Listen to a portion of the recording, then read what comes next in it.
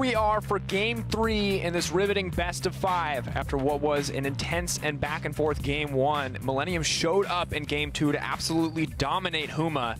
We have to wonder, can Millenium now move on to take this 3-0, or do Huma have something else to show us? Well, that's the big question right now, because for me, it's very much about the mental states. Not only have we had a 60-minute game, we've also had a relatively one-sided game from Millenium now, and I feel like as games progress, Millenium is slowly starting to find their form. For Huma, though, I feel like things are starting to hit them a little bit more emotionally. They're not executing the way in which they have done in the past. Their draft perhaps not as optimal as it could be. And while I don't think they've ever drafted a bad composition, they've made things a little bit harder for themselves, and they haven't been able to properly follow up from that. Because if we just look at the differences between Game 1 and Game 2, Game 1, neither team had a reliable way to start a fight because of the immense amount of disengage. Game 2, Millenium had a number of options, Huma did not, and it was always Millenium's the one making the plays, or if they fell behind, it was then them reacting and successfully being able to pull off the play because they had the options available to them. And I feel like for Challenger in particular, you need to give yourself options. You need to give yourself room to make a number of different decisions that can work out in multiple different ways. And when you tunnel on these heavy disengage comps, it makes it very difficult for your team to actually do things when you want to. Lucian was bad. That's my observation. I feel like his Lucian wasn't bad. I felt like No, Lucian. Yeah, his ability to get involved on the champion was bad. Lucian. And I feel like when you're against an Ashe and a Morgana and a Zilean, like there's no room for you to get in. Yeah, this is really comfortable. This is a serious thought. This is my comfortable stance. So if you wonder why I sit like this all the time, it's 1, comfortable, and 2, I look way more serious. This is we'll call this the law and order. But I'll go back to normal now that you're mocking me. No, but I feel like it's fine. I like to do this. I mean, I love hand motions too. Let's get it. Dang it, I'm back to the thing. Now you call me out and I'm self-conscious.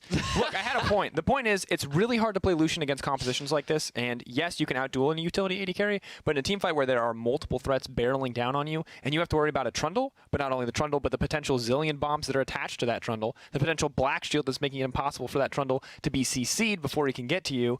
I mean, it just seems like Lucian is so vulnerable and so, I would say, unreliable in these exchanges. But at the end of the day, when we really look at it, it felt like it came down to Pretty's Zilean, because this man was absolutely unstoppable. You're going to see the stats on your screen. 93.33 kill participation, 20,000 damage to champions. Yeah, his damage to champion stat is not insane for a mid laner, but it's Zilean. I mean, it's Zilean. If we looked at the amount of move speed he gave Ashe, it'd be off the charts. But we can't look at that.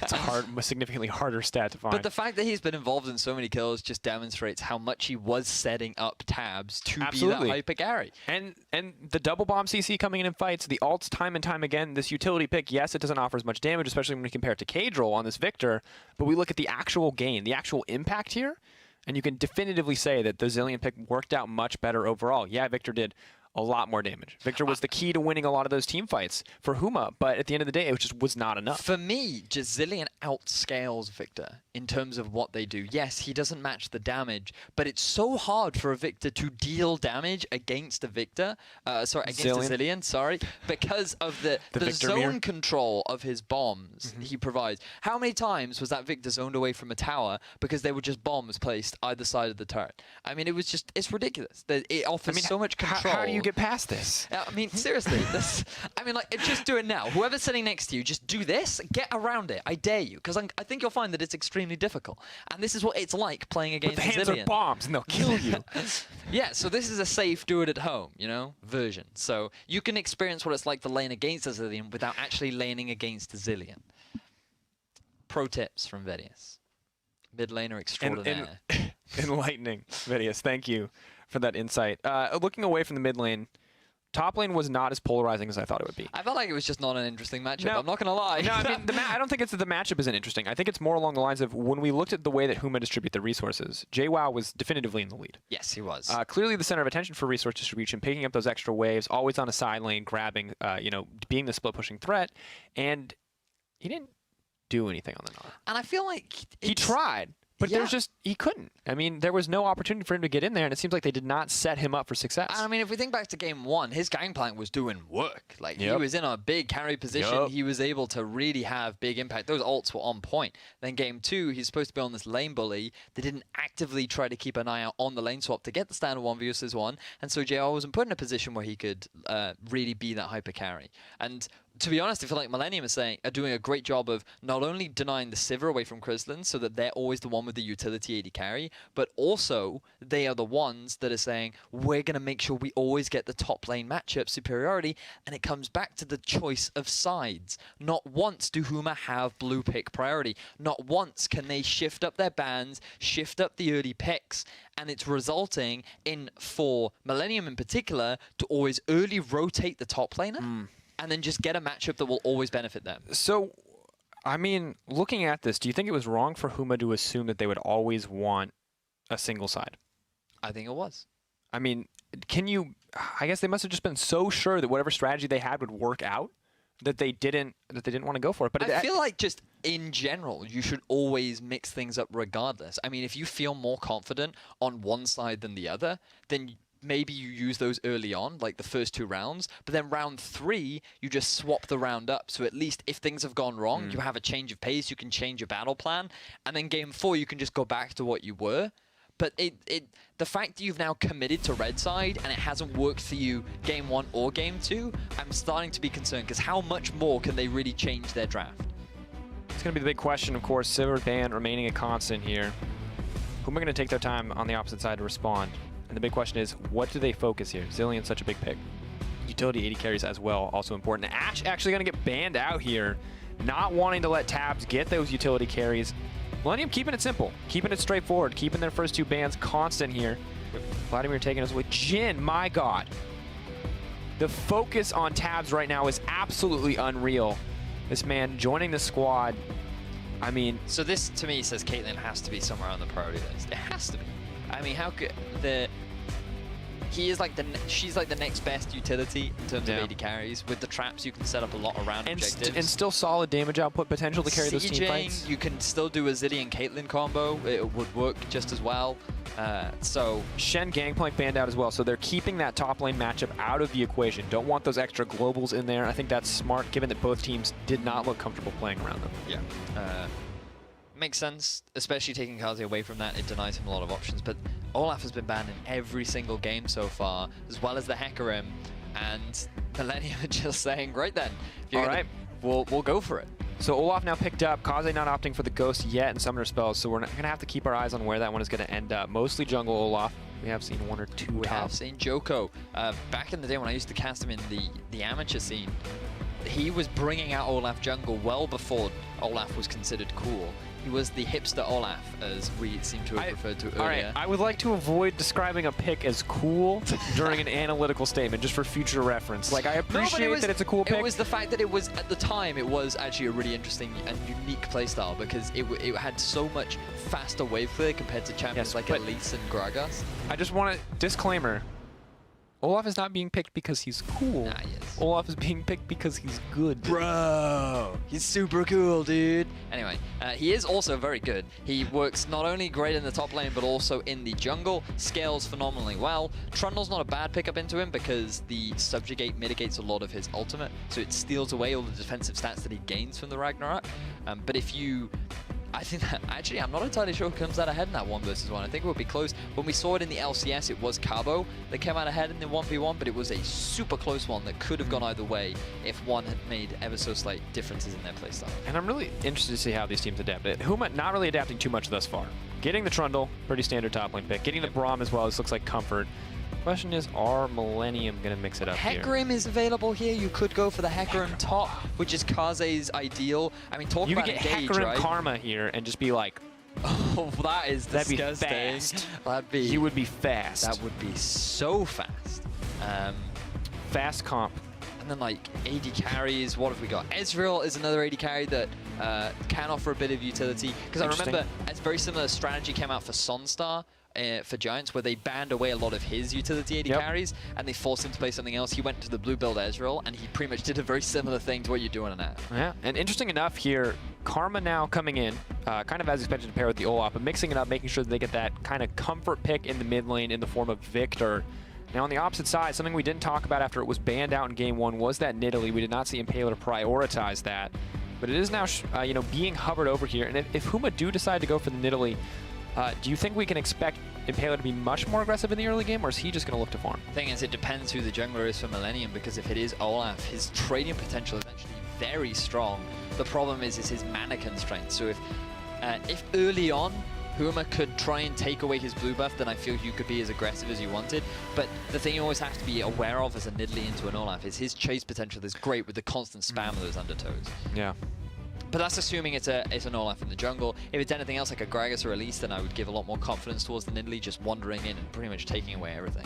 Well, it is going to be the Nidalee in the jungle coming in on the side of Huma, as well as the Ezreal AD carry. Now, I like this coming out from Krislin. Not only are you taking a potential pick away from Tabs, you're also no longer playing Lucian, which I feel like could be a huge boon. Once again, Krislin, not a bad Lucian player. Simply that Lucian has not been an effective pick in this series thus far. Krislin, Ezreal is one of his go-to champions. He's played it a lot throughout the Challenger series. Has had some great success on it. Absolutely. Actually shifted more towards the Trinity Force build rather than the blue build. So he has a bit more of a mid-game spike rather than something like the late game kiting style of play.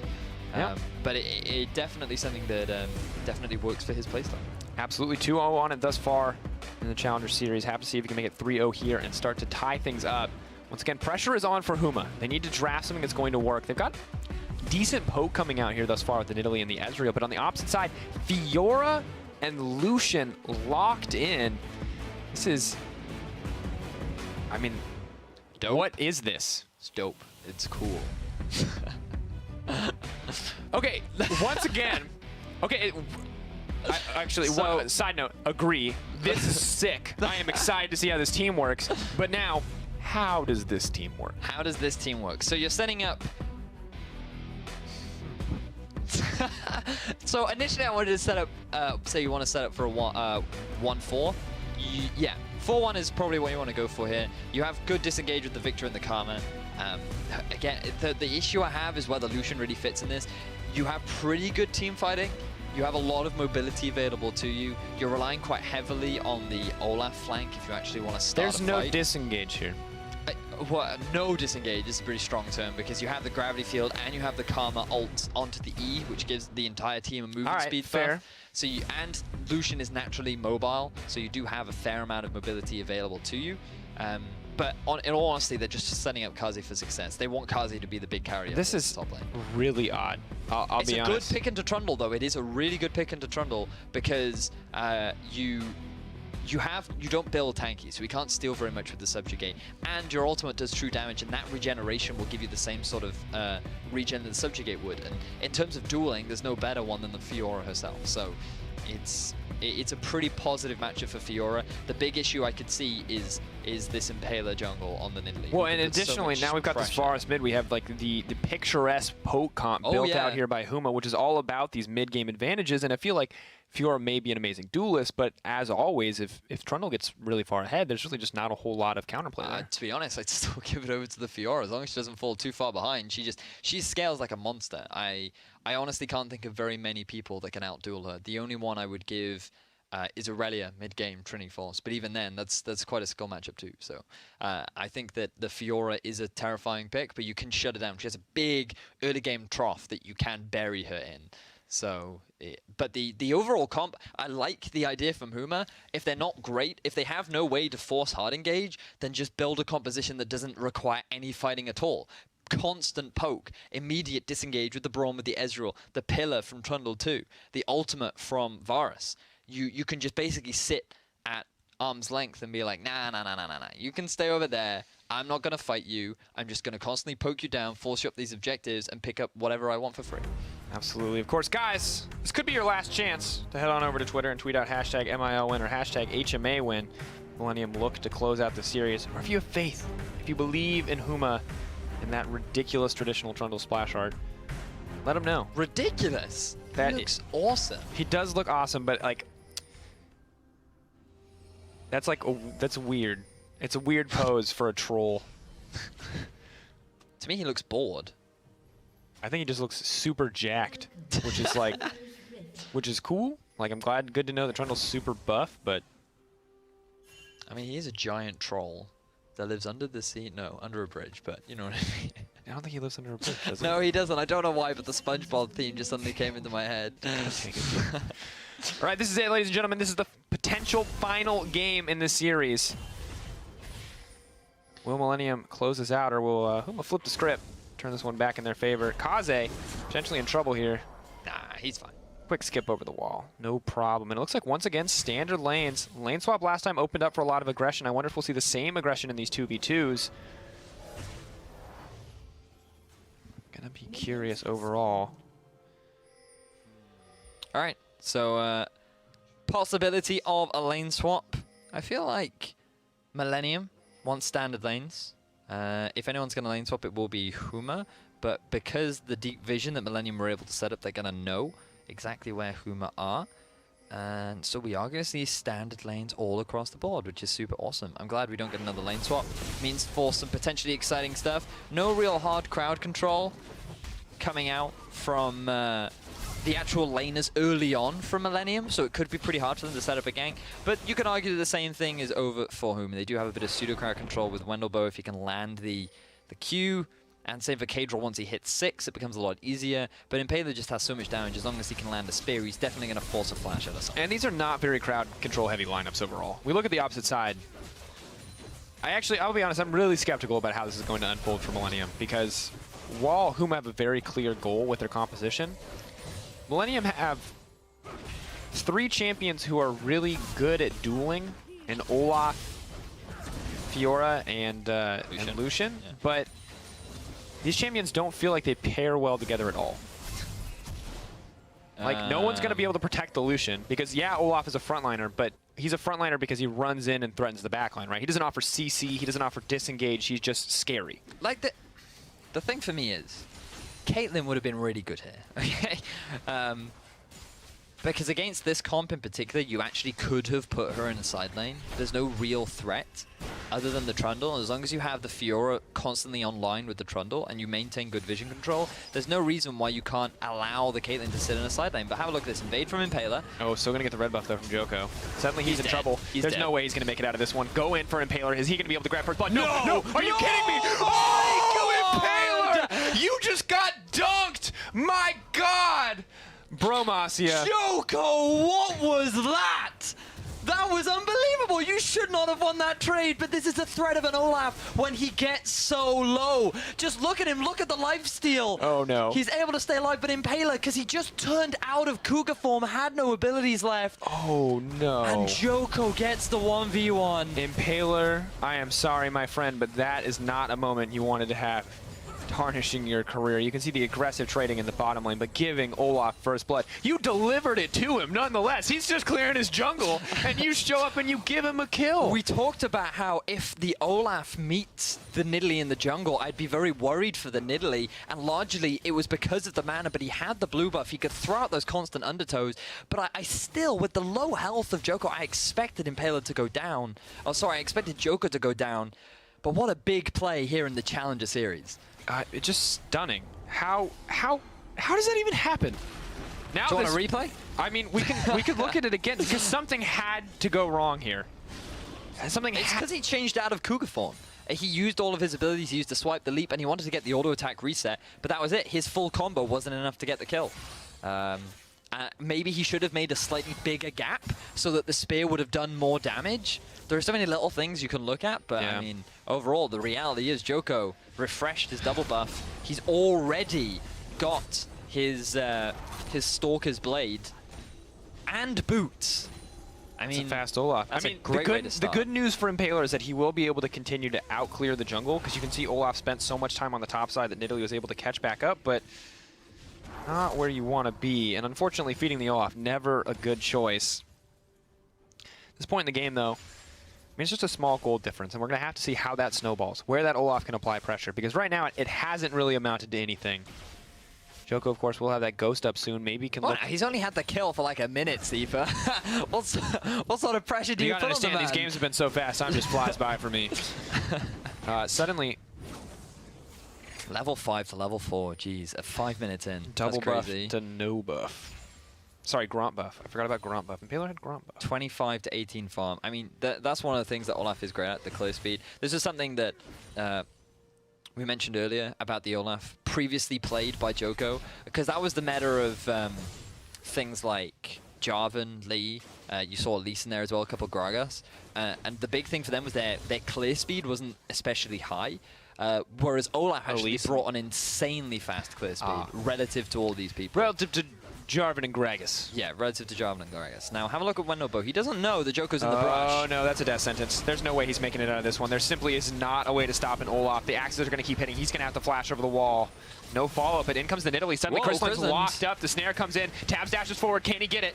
Heal still available to flash out. Suddenly it's a party in the bottom lane. JWoww, what a burst of damage! Parry comes out. JWoww sets a fall. Millenium are taking control. 2-0 up. Just 6 minutes in the game. Kaze came in with the level 6. JWoww was only level 5. He wasn't expecting all that true damage to come out from the side of Kaze.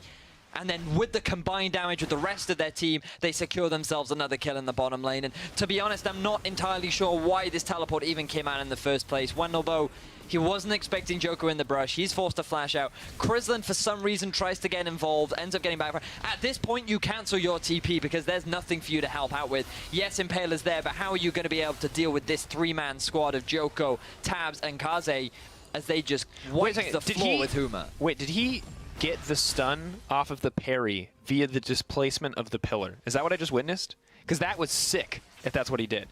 He positioned himself such that the pillar is going to give him the stun. It did. It did. Oh my god, that's dirty. Yeah, he actually that is some outplay potential coming in for Kaze. Oh no, JWoww. Oh, okay. Good eye there, Mr. Sifa. That was a great spot. That was, I mean, I'm not, because you know, you think about parry, like, yeah, it's going to block if you... Because if you get any CC'd in that ability, then it immediately stuns you back, so... Yeah, and apparently the displacement for the pillar more than enough, even if it doesn't do any damage. Tiamat now, Dan, as well as the Sightstone for Joko, so he's going to have so much more control over the map. Oh, JWoww, he needs to be careful. In comes the axe, in comes Joko, but Impaler's here as well. That big ward will regenerate. Clear that one out. We'll have to see if JWoww wants to step forward. Impaler maybe hoping to bait this out. They do have a lot of burst damage with the Nidalee backing them up. Mid lane actually going in favor of Victor so far. Kadril, no damage now that he's had to buy that tier, but now he's looking for the all-in. Suddenly Kadril in trouble. Flash out. Good exchange coming in for Pretty. Huma look out and broken, honestly, just taking bad trades left and right. I mean, largely this is based off of the fantastic lead that Joko was able to get because he's just feeling so confident. And now that Tabs picking up that assist early on, just look at the amount of AD he's sitting on right now. He is so strong this early on into the game. 121 to the 105. The tier Krislin, he's just not going to be able to trade back against this Lucian Carmen duo. And absolutely serrated Dirk as well for that extra armor penetration, so really starting to hurt. The one good bit of news for Huma, honestly, is the CS lead present in the top for JWoww. You know, 15 lead, doing relatively well as he starts to push in here. Fiora not really comfortable trading out in these 1v1s. No, he certainly is not. So just taking stock of what's happening right now, Millenium extending their vision deep into Huma's bottom half, which is a bit of a surprise given that you typically want to be playing around Kaze right now, and that means that Impaler moving through the river is going to get spotted out by a pink, and Kaze can read the situation well. He knows that a potential dive is coming.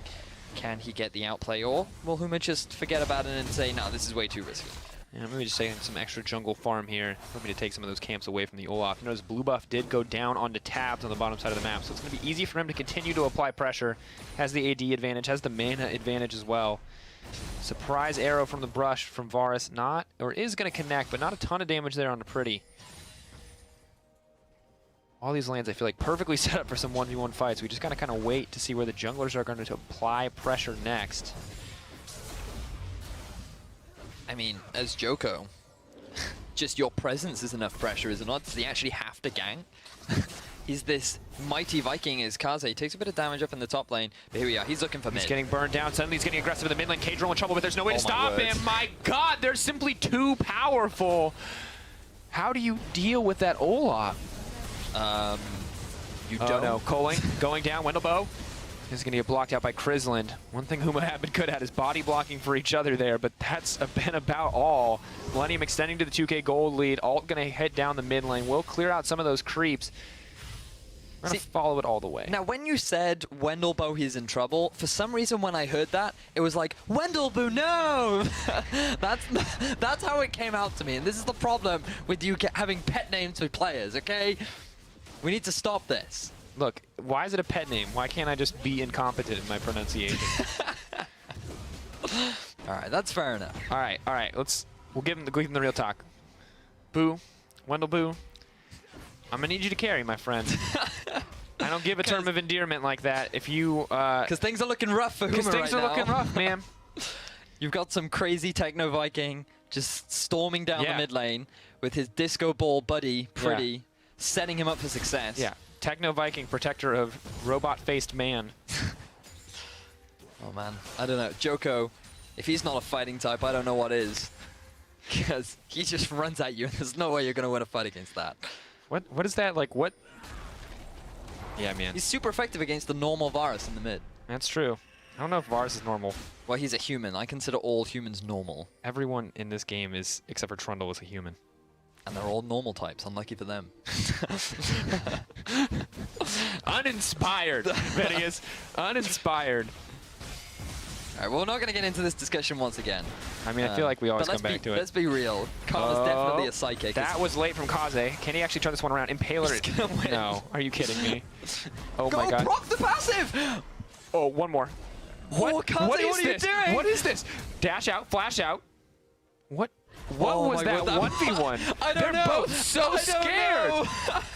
I honestly don't know. Did Impaler think that someone was coming? Did Kaze think that he couldn't commit? Because I honestly think that Kaze could have won that duel. If he had hit it and then dodged the next spear and then got actually, Well, listen, whatever's happening, Millenium are continuing to extend their gold lead. They're burning through these towers. Yes, Huma are going to get one on the bottom side, but it's a tier 2 that's going to drop for Millenium, and the gold lead is going to extend to the 4K mark. Pretty potentially in trouble.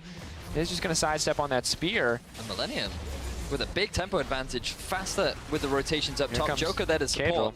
They secure themselves 2 turrets up in the top lane very quickly, and this is the convincing Millenium that we were hoping to see. I mean, which Millenium would turn up? Would it be the regular spring split playoff, or was it going to be playoff Millenium? And right now, I know it's taken them a slow start, but they have gradually gotten so much more confident.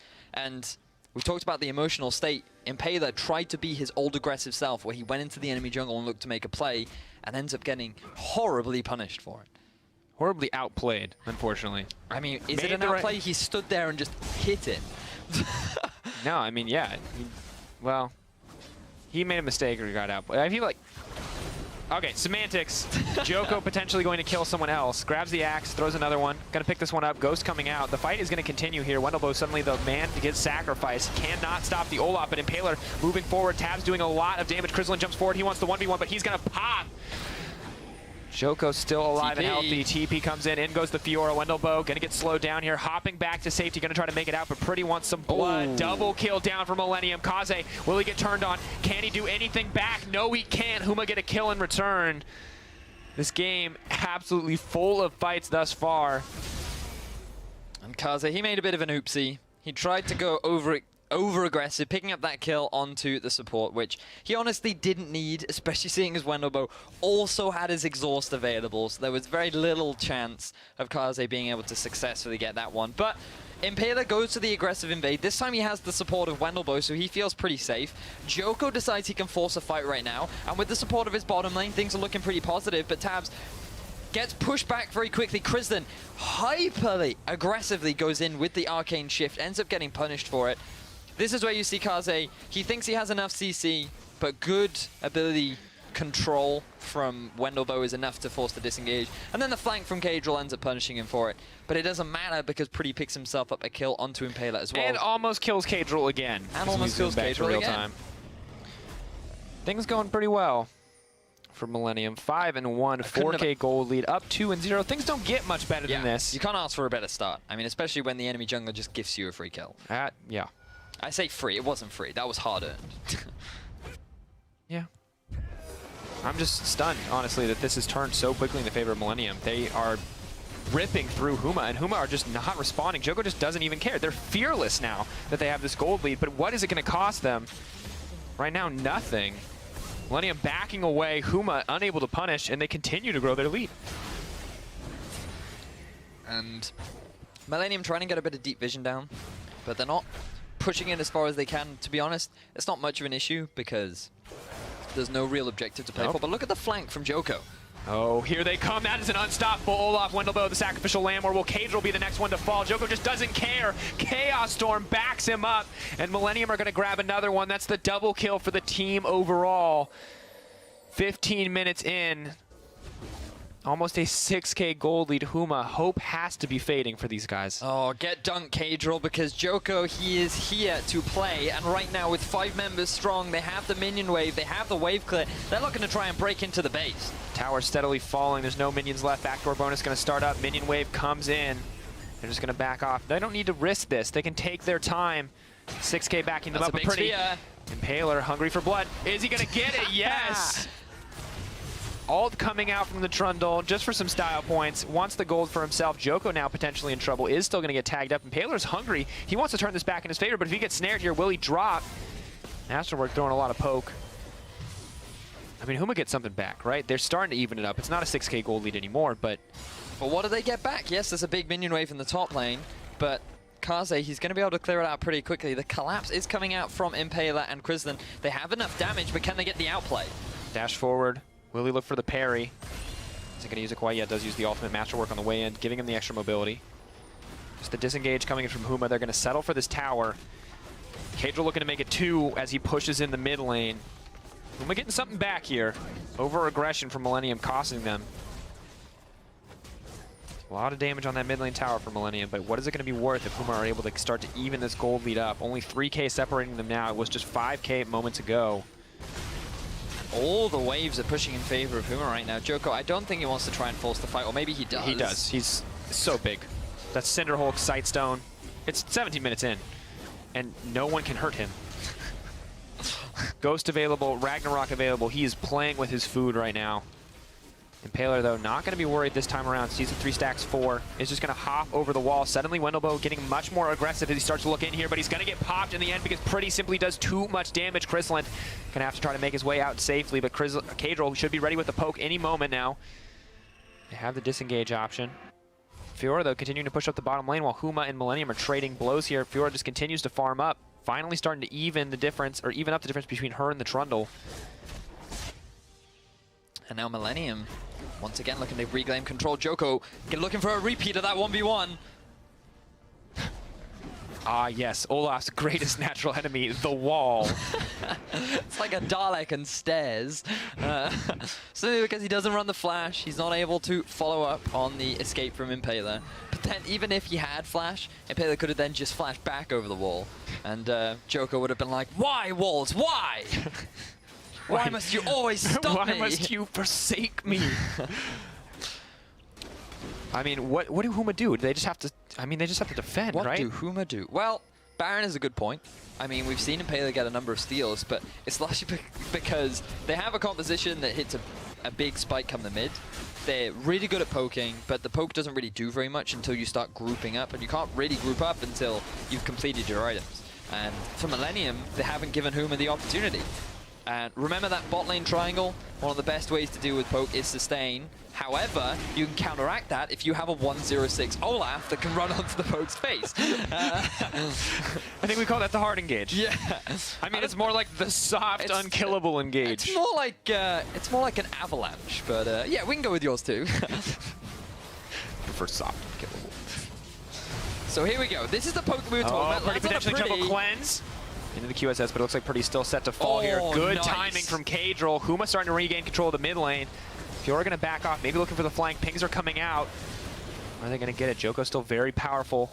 Still so many members strong. Pings going into the mid lane. Fiora taking her time. She's going to head back bottom. Cadril just looking to toss some shots down. I don't know if they have the wave clear to take this care of this. Wendelbo can block this one out too. He's going to jump forward.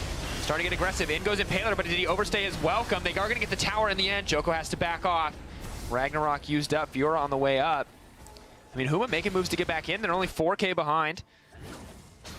So They are using that poke to their advantage. Pushing down Millenium off that mid turret is going to give them a little bit more control over the map because now all tier 1s are gone for them.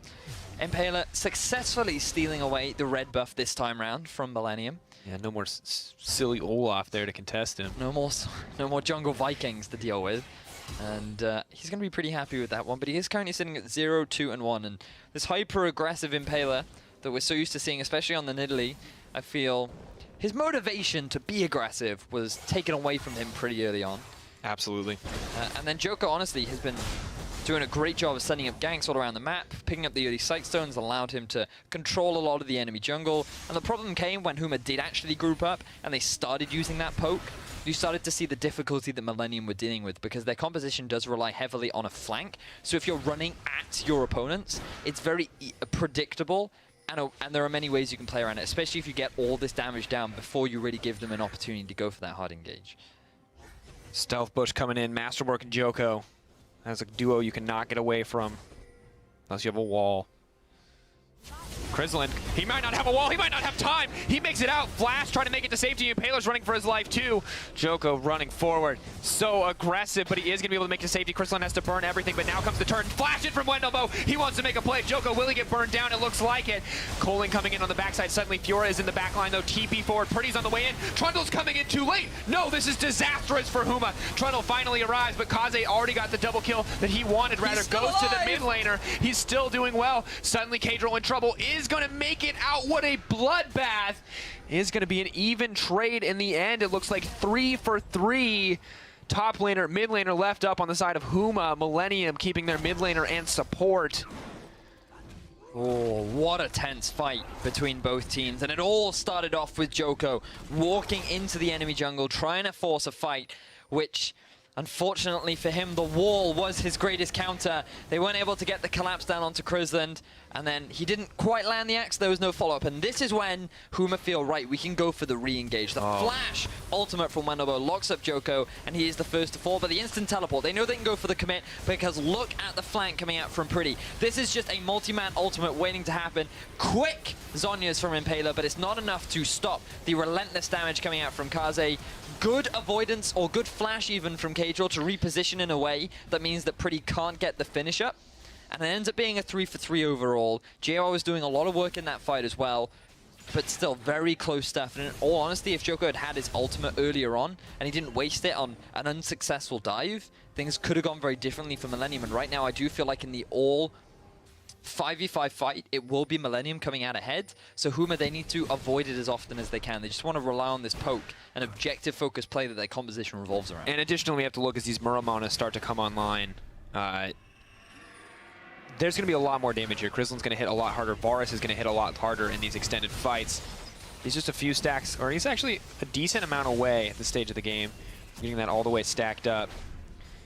So we'll have to see when that comes online, but this is really when they're going to be strongest for these fights. Joko, though, no fear. Getting this vision down, he knows that one member alone is not enough to stop him, and as long as he has that Ragnarok up, he's relatively safe to go in. He's just going to run right at Kadril. He doesn't even care. Are you kidding me? Dash in, knocked out. Millenium are tired of playing footsies with Huma, and they're just going to run in for the engage. Joko says it's time to dance with Kadril, and he just can't keep up with him. That's also going to force Krislin to back off as Millenium, 4 members strong, are going to look to push down the mid. And look at that big minion wave in the top. That's also pushing in the base of Huma. Have to keep their eyes on it. Poke coming down on the wall. Wendelbo doing what he can to disengage. Millenium with a big advantage. Varus, a lot of the wave clear for this team. Ezreal clearing what he can. Joko getting aggressive. They're moving forward. They're going to barrel through this one. Impaler jumps in. Is going to use the Zhonya's in the end, but I think he's still going to fall. Tries to make his way out. Huma disengaging. Pretty potentially in trouble. Dashes in. Is he going to have the support that he needs? It looks like he's going to be the sacrificial lamb. Shut down for Krislin. Can he make it a double? Yes, he can. Huma swinging this back once again. It looks like Millenium may have overstepped. And now JWoww, he has full health. All 5 members of Huma are still alive. Joko is incredibly low. They could look to just rotate around and pick themselves up a Baron. Oh, they know what's going to happen, though. Millenium, what are they going to do to respond to this? As you said, Joko so low. Coling not available for tabs quite yet. I think they're going to have to give this one up, and the gold going to move back. Yes, they may be so far down in objectives on the side of Huma. But with this Baron, they may be able to swing it all back in their favor and take this series to a game 4. Unbelievable. What looks so promising for Millenium ended so dreadfully as they commit for the turret. At this point, they disengage, but instead they try to go for the fight. They try to get the collapse onto Impaler, and then Pretty's left up a creek without a paddle because he gets stuck between the entire lineup of Huma as well as that pillar to just deny him from his escape. Kaze then meets the same fate, and that pillar just was so impactful in what enabled Huma to win that fight and secure themselves a Baron. So gold lead still in Millenium's favor. Control of the map still in Millenium's favor with the amount of deep vision that they have. Huma, they're going to respond with another dragon, which will be the Cloud Drake. But still, the fact that Huma have gotten themselves the Baron means that they can buy more time, allow this poke composition to ramp up a little bit more, and establish a little bit more vision. Because if they can deny these flanks, deny the hard engages and collapse coming out from Millenium, then their composition can really start to shine. Absolutely. Have to see exactly how that's going to work out. And additionally, as we move further in the game, the Trundle's going to be so valuable for limiting the way that Olaf has to get into these fights. Once again, walls. Relatively reliable way to impede Olaf's movement.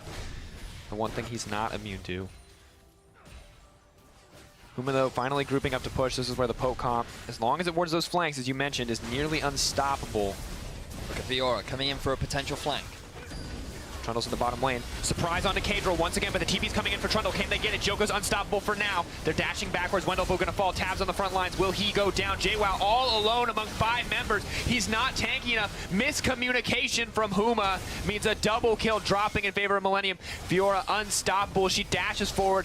Hitting those autos. Will Impaler fall? Has a little bit of extra armor. Can he make it over the wall? No. Kaze gonna grab that. Millenium in control, and they're moving up the mid lane to burn down this inhibitor. Fantastic flank coming out from Kaze. He knew that so many summoner spells were unavailable. He tried to force the flight.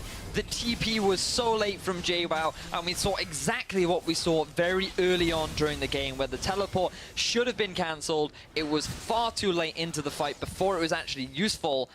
And Millenium, they picked themselves up another team fight win. So have a look at this. Kaze being the initial engage, drives straight onto Kadril. You have the double flank coming in from Joko as well, meaning Huma collapsed on 2 sides. And then JWoww is just left on the backside to deal with all 4 members. And Huma, they only have poke left. This composition isn't built for team fighting. And so when you lose your disengage and when you lose your front line, it's easy for the rest of Millenium to just get themselves the cleanup. They do that, they get the inhibitor, and all of a sudden this game's flipped back on its head.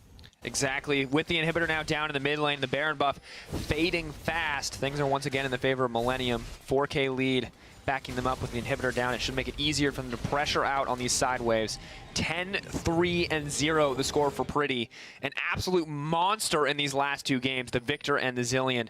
Doing so much work for their team. And look, Masterwork hasn't died this game either. I feel like Pretty has said to Tabs, okay, you've had enough limelight, it's time for me to shine, because he has 10 kills, 0 assists. Well, look, Tabs has 0 kills, 10 assists. So clearly this time, Tabs is building for Pretty, and he is allowing Pretty to be that hyper carry that Millenium needs to come out ahead and take this 3-0. Joko waiting this time. Doesn't want to get too aggressive, He's but waiting does for have walls to disappear. I mean, the thing is, he does have the flank. And that's what they need, so... Oh, they see the Olaf. Here we go. They should see the Olaf. There's the TP. There's no way out. There's absolutely no way out. Millenium are collapsing. Kadril's in trouble. Is he going to drop? It could be. They're moving in. Kadril will he go down? No! Joko drops. What a turnaround, but Kaze still alive. Tabs on the front line showing us how to put this Lucian to work. Impaler, will he be able to get it? Dash out from Kaze. He's going to dodge it. The spear not going to connect. They're moving forward for more. Huma running. Trying to get out. Krislin wants to go back in. He wants to play. He wants to fight to turn this around. He knows the game is on the line. Pretty taking some poke damage. Alt comes in across the backside. Side steps from Millenium. They're moving up the mid lane. Huma behind them. Biting at their heels. Trying to turn this back. And the turnaround comes in for Millenium. Kaze jumps onto the front line. He moves forward. Parry buying him a bit of time. Krislin still poking out so much. But JWoww, he's running out of health. The front line running out of time. Millenium turning this. This fight is so drawn out that Kadril and Wendelbo are about to respawn. The same for Joko. And Kaze, he still wants more. Will he go in for it? He's going to be marked out. He's going to be seen. Masterwork trying to get the snare down. Just disengage, Millenium. There's nothing left for you to fight for. If they get greedy here, it could cost them so much. And we're going to take a look at that replay one more time.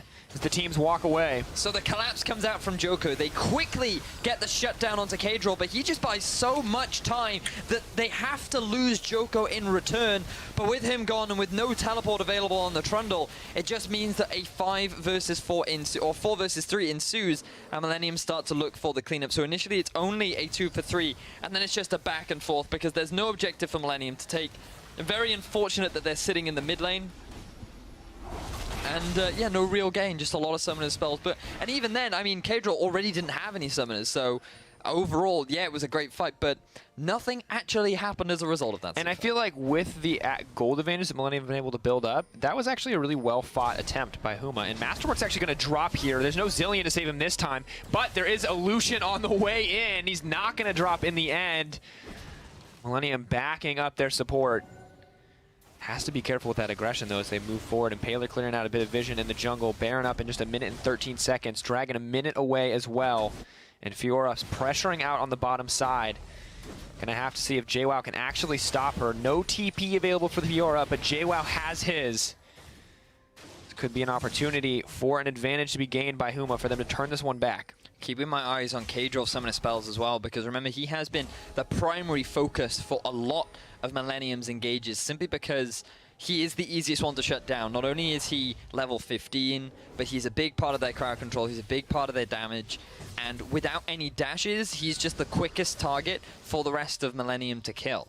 And so as long as he has his summoner spells, he's going to stay alive for that much longer, but Joko, his ghost is up as well. He's decided to not build any damage into his kit. He's going to go full tank. He's actually decided to go for the Frozen Heart as well. Surprised he's decided to... It looks like he's working towards the Spirit's Visage. I feel like that's unnecessary, but still. Perhaps a Dead Man's Plate could have helped him out regardless. He is still one tanky Mama Jama, as the Dragon is just spawning. Baron up in 5 seconds. Huma looked to be posturing around that neutral objective, whereas right now, no one is putting any sort of emphasis on this Dragon. I don't know why they would try to fight for the Baron, though. This is putting yourself in that funnel against an Olaf and a Fiora. That just does not seem like a good idea on the side of Huma. I mean, they need the vision, they need to control this area, but they do not want to go head-to-head in a tiny little arena with the Olaf and the Fiora. I mean, they know that Kaze's TP is down right now, so they could be trying to force a cross-map play because there would be no way for Kaze to join in. But they're now bringing the fight to Kaze on the bottom side of the map. Logic. Maybe they want it. Maybe they're confident in their ability to execute here. They've got, I mean, Varus is about the strongest that he's going to get. They killed Joko beforehand, didn't they? And he threw everything at K-Draw, who had no summoner spells, so they're looking to do the same again as Joko running towards the opponent. Oh, Tab's taking a lot of damage there. JWoww suddenly in trouble, though. Joko on the front lines, but he's only hitting the Trundle. Ooh, Joko actually taking a lot of damage. Keep your eyes on Krislin. No ult going to come out. Millennium suddenly have to disengage here. That Subjugate was actually massive onto Joko. Remember, he gets so many bonus stats for when he uses Ragnarok that JWoww can just steal away. So that big tanky front line just ends up having a lot of health, but is actually very squishy, and all this poke can do a great job of just shredding through him. So even though Millenium hold on to a gold lead right now, things are looking a little bit better for Huma. They had a very, very rough start. And we have to keep in mind, too, I mean, okay, so I don't know exactly how this works, but keep in mind that the passive of Ragnarok is, of course, that Olaf gets bonus resistances. When he cracks that ultimate, he loses those bonus resistances and gains damage. Now, if you ult the Olaf before he Ragnaroks as Trundle, right, do you steal resistances including the bonus resistances? And then when he loses them, are you stealing that much more? It seems like Olaf goes negative in terms of tanky stats in this Trundle matchup. It would be more valuable to steal before he ults, because you get the bonus armor and magic. It would be higher, so Subjugate works by stealing basically the amount of armor and magic resist that he has at the time. Which means that he's technically, I mean, yeah, it's definitely better. Never mind, we're going to get too deep here. Yeah, on the there's too much math to work out. Impaler just Point is, Zanya's. use Subjugate on Trundle, make some Trundle. Use Subjugate on Olaf, makes him squishier, easier to kill. Yeah, use Subjugate on Trundle if you're in a Trundle mirror and blind picked. Yes. In which case, no one's tanking. Or you're both tanking. I guess nothing happened. I don't know what would happen there. Trundle mirrors sound terrible. He's waiting for the potential TP, but he's just going to Joko, you need to chill out, mate. Right? You don't have your team just Axe. there. Oh, masterwork. All right. Sneaky. Yeah, getting these little advantages. That's actually quite valuable in the late game because the slow that it does provide is pretty great. Now, we could potentially see this 1v1. Look at this late game Fiora. Oh, Kaze dashing in. Decent amount of true damage there. JWoww heals up so much, though. I actually feel like as long as that tower's there, Kaze cannot really kill the Trundle. Yeah, he can't. I mean, it's tower. Tower plus champion wins, unfortunately. But champion plus champion versus champion plus tower might not. Well, we're about to find out as Joko setting up for a potential dive, but look at the support. Chrisland and Wendelbo moving that direction. So that means stalemate right now. Everybody patiently waiting. Baron is a big objective play on the board. Gold gap has maintained at about 4k, which is pretty good for Huma. Absolutely. They haven't allowed that to widen. Elder Dragon the next to spawn, whom of course the sole owner of the Dragon buffs that far. Earth, Wind, and Water. Ooh, here comes the flank from Joko. Oh, rinse and repeat. We've seen this one before, but Kadril's actually really actually faster than the Olaf at this stage of the game. Once that ult falls off, be ready for the turnaround. He is going to have it if he gets the opportunity, but Joko goes forward. He's no longer immune to CC. He is going to get the ult down from Varus. Gravity Field goes to make sure that there's no follow-up. Krislin trying to get a bit of extra damage in, but it's just a trade of spells in the end. 2 for 2 in terms of spell trades. Kadril giving us the flash and the ghost. But I think Millenium can be happy with that because now if they try to set up another play onto Kadril, he is going to be so much more at risk. They're quickly moving around to the Baron. They know they have full vision control. Huma, they're going to have an idea that this is going on, but right now they cannot see it. Tabs is not in the pit, so that Baron is going down very slowly. Absolutely. I mean, you've got the Olaf, you've got the Fiora. They're not taking any damage here, but on this attempt, we got to keep our eyes on Impaler. He stole so many before. Kadril as well. Pretty was he can have the gravity field. They move forward, trying to zone this out. Krislin potentially in trouble. The fight is going to start. Healing reduction going down. Suddenly Craze jumps forward. Are they going to be able to get anything else? JWoww disengaging the fight as best he can, but Joko is moving on the front lines. Fiora and the Olaf unstoppable. Kadril burns down. Tabs, the frontliner that they wanted. Krislin leaps to safety, but Millenium absolutely own the fight in that exchange. Yes, they do. Millenium, they forget the Baron. They force the fight. Pretty, he wants to get a little bit more as they chase down onto him. But I think they're wasting their time because the rest of Millenium are going straight back for this Baron. This play will give them so much more opportunities to siege into the base of Huma. And what a fantastic fight overall. Millenium forced the objective they know they need to force, and now they're going to pick up this objective. No, not going to be enough. Moving in, but wait, here comes Impaler. Impaler, can he get this? He's thinking about it. Does he have the vision? They're stacking up. They're ready to kill him the moment that he goes in. What can he do? Tabs trying to zone him out. I don't think he's going to be able to get it, but Krislin may be able to get Tabs in exchange. They're going to get the shutdown, but the Baron drops in favor of Millenium. Tabs, that was a worthy sacrifice. You guarantee the Baron for the rest of your team, but have a look at this. Pretty takes so much damage early on. I think he's not even going to be able to get involved with this fight, but Kaze doesn't care because he's just sitting on the front line doing so much damage. He takes out Wendelbo initially, he then moves his focus onto Impaler, and meanwhile on the back line, JWoww is just stuck trying to kill off Pretty, who he just can't deal with because the damage is unbelievable. Kaze did so much work in these late game team fights, and who supposed to be as a split pusher is just easily able to just outduel everyone. That was largely because the majority of that fight, Huma were just trying to run away. You see Impaler trying to set up the flag. The vision, they know where Impaler is, but Impaler, he's trying to buy time. They know they can't. So Tabs just says, I will die for my team, goes over the wall, buys the time, and while he does lose his life, he guarantees the Baron. The martyr the team needed. Dying for the cause there in the end. Millenium now pushing up. Looking maybe to break that inhibitor in the mid lane next. Keep in mind, the Summoner spell is still really not there for Varus. He's going to have to use the Ghost here. The one he does have remaining as Joko just continues to run forward. A GA now backing up the rest of those tanky stats. No Ragnarok burn, but the trade of Ghosts.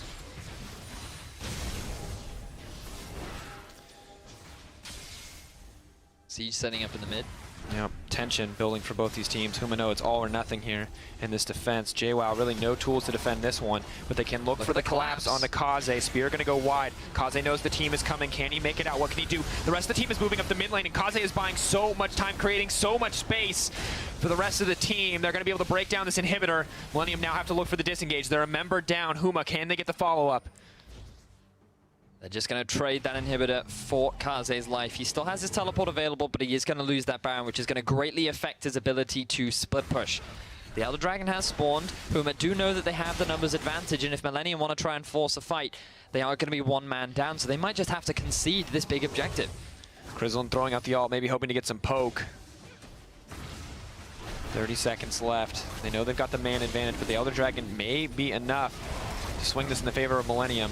Are they going to go for this play? If they overstep here, it could cost Millenium so much. He's trying to get cheeky. He's considering trying to go for the steal here. Joko sped up, does have the Ragnarok, can run forward. The Dragon is so low. Are they going to try to take it to Olaf? Can he get in? No, and Paler's going to secure it. Huma take the Elder Dragon. Now they have the advantage in the fight. Millenium, they are running for their lives. JWoww throws up the pillar. Joko in trouble. He has the GA, but I don't think it's going to mean anything. The true damage rips through those tanky stats. Tab sticks around to fight. In comes the Fiora TP. Can they turn it? Pretty taking so much damage, and Paler goes in. Beautiful. Zanyas comes in. Kaze runs forward. Look at Kaze! Oh, shut down the arrow from nowhere, and Paler trades his life. It is a bloodbath in the mid lane. Looking for the disengage. Arrow lands onto Kaze. He dashes forward. Is he going to be able to get out? Exhaust goes down. Uses the ultimate. The duel. The challenge. Will it be enough? Tabs 1v4. The last man standing. What can he get? It doesn't look like a thing. Huma, what a beautiful fight as they trade 1 for 4 in the end. That was the objective that Huma needed to force. They knew that Kaze wasn't available. Even if he did have teleport, he wasn't going to be up fast enough. And in all honesty, Millenium should have just left that objective overall. Wendelbo gets forced low. The blood rage fills Joko's eyes, and he is desperate to try and get something back, and it results in them overextending. Millenium split up. Another great pillar coming out from JWoww to cut off the escape of Joko.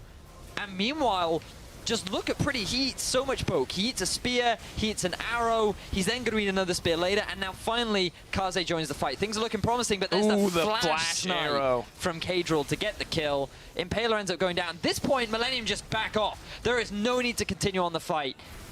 Why do you want to invest all those resources just onto a support? Tabs gets consumed by the Blood Envy too, and he ends up going down as well. The lust for blood nearly overwhelming for both teams here as they continue to push forward, but you can see at the end of the day, as Tabs drops, that things are just working out very well in favor of Huma in that last exchange. They're still down gold, but as we approach the 45-minute mark, you gotta understand that it really doesn't mean too much. So many members are already at 6 items or approaching that threshold. I mean, people just need to be aware that dragon types are only weak against ice, and when there's no ice on the board, you just can't force those fights. As Pretty goes in for another. For the exchange here. Oh, is he going to be able to make it out of this one? CC coming down. Wendelbo going to get locked up. Beautiful gravity field. There's a lot of ultimates used. What can Millenium do? Huma are just running it down the mid lane. They don't even care about the super minions. They're setting their sights on this tier 2. Flank coming in from Millenium. They're getting split up by the pillar. Joko, the only one left standing. He's taking so much poke. He has to use the Ragnarok here. That could have been a big mistake. Coling comes out, blocked up by Wendelbo. He's taking a lot of poke. There's no flank coming in either. Crizzlin even jumps forward. Is that not going to be a mistake? But Huma, they're starting to swing this back. The gold only 2k difference now. It's irrelevant at this point in the game. The 3 dragons Huma took earlier in the game worth significantly more. Huma are fighting for their lives right now. They know that if they lose this game, they are going to lose their opportunity to fight in the LCS promotion tournament and the finals of the European Challenger Series. So they want to keep that hope alive, and they are doing whatever they can to keep the game as even as possible. Crizzlin using that Blade of the Ruin King down onto Kaze, perhaps a little bit preemptively, but now they're not in a great position. All of Millenium pushing down the mids, but that inhibitor, it's not available right now for them to take. They're just trying to apply pressure, trying to force something. They are going to force the backs to come out from Huma. They're just going to regroup. Millenium, they have the super minion wave. Can they win the fight? No, what a weird play. I don't know what they were doing there. Look at the sideways. I mean, a minute left to Baron. It seems like now the priority should be to try to get that vision control down on Baron. Instead, they run down mid with no inhibitor to take. And now they're going bottom and backing. Baron's up in 40 seconds. Huma could just rush this. I mean, they have the double 80 carry. They have the Trundle as well. This is looking a little bit worrying. There's zero vision here. There's zero vision for Millenium. Oh my word, have Millenium just made a monstrous mistake. Joko getting caught up, he has the ult. There's no way they can kill him at this point, but... Well, I mean, they can kill him. I mean, if he stays, he can be in run. Let's be clear here, he has the option to just leave. at any time. Whoa, whoa, whoa. Now, why has okay, I do understand why Kazi's gone the QSS. It doesn't remove Subjugate anymore, though. But perhaps a GA might have been more valuable, perhaps. I guess time will tell. Now we're going to have to see. Both teams. Baron. Just quickly, want to give a big shout out to Masterwork. 0018 right now. Yeah, Righteous Glory Karma. Oh boy. Athene's Unholy Grail. And he still has a spot for a pink ward. We need an Ardent Sensor. That's what we're missing. Nah, mate. He needs pink wards. No. Bloodthirsty. So Joko taking a bit of poke, but his fancy feet. Fantastic right now. Now the split push is beginning from Kaze, and we are approaching the stage of the game where Trundle should not be able to win that 1v1. And Huma are going to have to take a moment here and really decide what they want. Baron or that bottom tower. Pressure's on them to make the decision. Kaze just can push until the time comes Kaze from could just TP. loop mid and take the inhibitor if 4 members of Huma are here. Well, Millennium disengaging out. Dash forward from Krislin. He's isolated now. Masterwork taking a lot of poke. Well, that All is a comes in. lot of poke. Oh, that That's is it. 3 members low. There's no way that they can do anything else in exchange. Trundle is backing off to make sure that the tower will not drop, and the rest of the members are pushing forward onto the Baron. Kaze, I think this could be disaster for Millennium. Huma are going to move in to take this next Baron. They have to give it. Olaf, what are you going to do? No vision. What? He's thinking. He's going to waste time in the mid lane. Hesitation comes in from Joko, and the answer is not what they needed. This is exactly how you play this comp, though. You just group up. The enemy team can't hard engage on you because you have decent vision control, and then you just poke them down until gradually they get low enough that you can just force an objective, and that's exactly what they do now. Millennium have to wave clear against a baroned up poke comp that is really good at taking down your towers. And they've already struggled. They've had to give away a baron already. How are they going to be able to defend the rest of their base? They have to find some kind of fight. Summoner spells are up for a lot of the members of Huma. No flash on Krislin, no ghost on Kadril. But where's the vision? Where's this deep vision that we were talking about earlier on? Because you have to have it to set up these TP flanks. And this is when the poke comp is truly terrifying, backed up by these minions. The additional AP and AD, happy to have as well from that Baron buff. Alright, so he sold his QSS for what looks like a mortal reminder. Screw defensive stats, we just want damage. Look at this, they might meet in the jungle right now. Oh, a lot of poke goes down on a Kaze, though. The Fiora just not tanky enough to deal with all this late game damage. Joko's running for his life. He's dead. I mean, that AP Nidalee just shuts you down the second you respawn. And that's it. Huma, they pick themselves up a kill. I think they can end. 60 seconds on top of Joko. And are Huma really going to end this game right now? Are they really going to be able to take this to a game 4? Huma looked down and out for all of the early game, but it's starting to swing in their favor here. They are going to be able to at least break this inhibitor. 46 seconds till Joko. They could actually end. They could definitely end. This is going to be one final opportunity to hold here for Millennium. If they can win this fight, they can end the game themselves.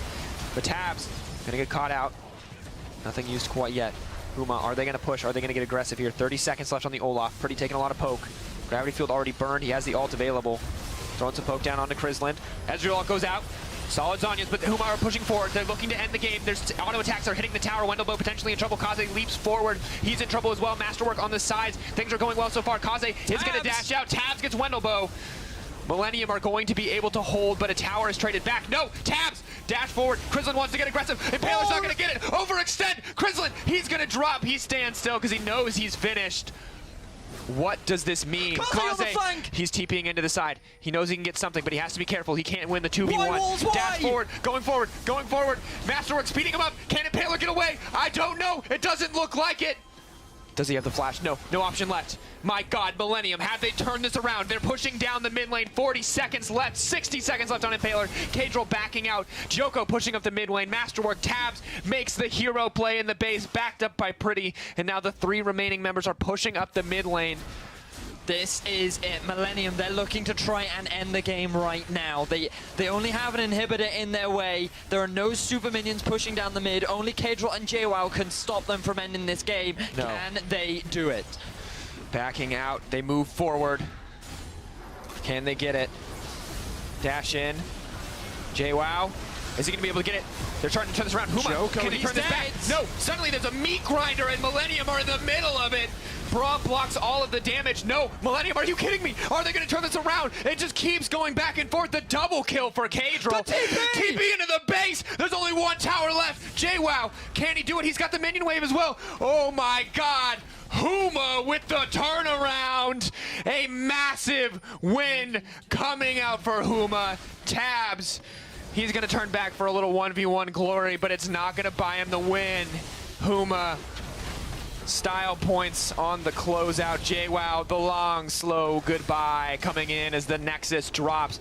And Huma push out the series to 2-1 as they take it back from Millenium. Oh my word.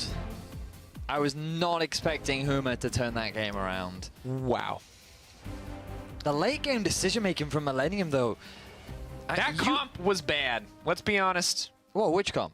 The comp that got entirely and totally blocked. No, now. Whoa, whoa, whoa, whoa, whoa, whoa, whoa, whoa, Yep. whoa, whoa. Let's saying not it. forget, early game they had a monumental lead. Their control in the mid game was ridiculous. That game was theirs to lose. The problem was just the poor control of vision. They set up so many good fights for themselves. But how many times did they run down mid? You're right. Did they run down mid to then get nothing? I mean, I saw them do it twice, maybe even 3 times, where they're just like, hey, let's go mid. Oh, there's no inhibitor. Guys, did you know there was no inhibitor here? Like, wait, there's no inhibitor here? What the?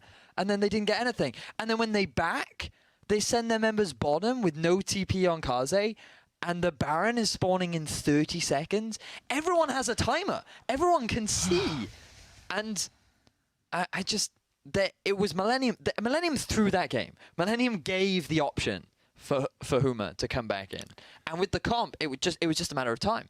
I mean, it was great execution the way Huma and Millenium just group mid. Huma poke. 3 members all down. And instant Baron take win. And we look at it, it's Trundle and Braum are such a great front line at that stage of the game. Like, even if Olaf makes it through, he's the only member who's making it through, and you're not going to beat out the 3 members remaining at that stage of the game. Olaf cannot run through the Nidalee and the Varus and the Ezreal. And the range difference here was massive because Impaler and everyone, the Ezreal, the Varus, the Nidalee could all do so much damage anywhere in the team fight, whereas you constantly saw Olaf, Lucian, and Fiora just have to be right up in the front line, right up in the thick of it, and it felt like, all right, come at me. You know what I mean? Like, Olaf wasn't enough of a threat for damage in the late game. He just didn't have the reliable damage, even if he had the tanky stats. And Fiora constantly getting exhausted in those team fights, and Lucian, all of his damage. Fiora did work though. That Kaze did massive work on that Fiora. Absolutely, but we look at the late game team fights, and we have to I mean, Braum's shield blocks an entire character's worth of damage if it's well placed. 30 to 40,000. I mean, I didn't look at the gold, so 10 to 15,000 gold maybe from that Lucian, entirely eliminated from a fight in the late game. But there are just 2 things that I want to really highlight from this game in particular. Number 1, we should stop picking Lucian. Not that I thought, I mean, Tabs played an even better Lucian than Kristen, but what was he doing in these late game fights? How difficult was it for him to actually regularly get involved in things? And 2, if we just backtrack to that final fight where Kaze had to make a decision between going for the Trundle and the Nidalee, if he had gone for the Trundle, Millenium may have well been able to end that game because the Subjugate wouldn't have been there, the big tanky front line. That one decision could have resulted in a 3-0 for Millenium. Absolutely, but with the set at 2-1, the pressure is on for Huma and remains that way, although they have managed to get something back. Stay tuned as we find out if they can perform the reverse sweep, or if Millenium will close off the series and move on to the finals. Oh, still going to get the red buff, though, from Joko. Suddenly he's in dead. trouble. He's There's dead. no way he's going to make it out of this one. Go in for Impaler. Is he going to be able to grab first blood? No! Are you No! kidding me? Oh, Impaler! You just got dunked! My God! Bromacia. Watch it from Wendelbo. He wants to make a play. Joko, will he get burned down? It looks like it. Colin coming in on the backside. Suddenly Fiora is in the back line, though. TP forward. Purdy's on the way in. Trundle's coming in too late. No, this is disastrous for Huma. Trundle finally arrives, but Kaze already got the double kill that he wanted. Rather goes to the mid laner. He's still doing well. Suddenly Kadril in trouble. Is going to make it out. What a bloodbath. Suddenly Craze jumps forward. Are they going to be able to get anything else? JWoww dissing engaging the fight as best he can, but Joko is moving on the front line. Fiora and the Olaf unstoppable. Kadrill burns down, taps the frontliner that they wanted. Krislin leaps to safety, but Millenium absolutely own the fight. And TP into the base. There's only one tower left. JWoww, can he do it? He's got the minion wave as well. Oh my god. Huma with the turnaround. A massive win coming out for Huma.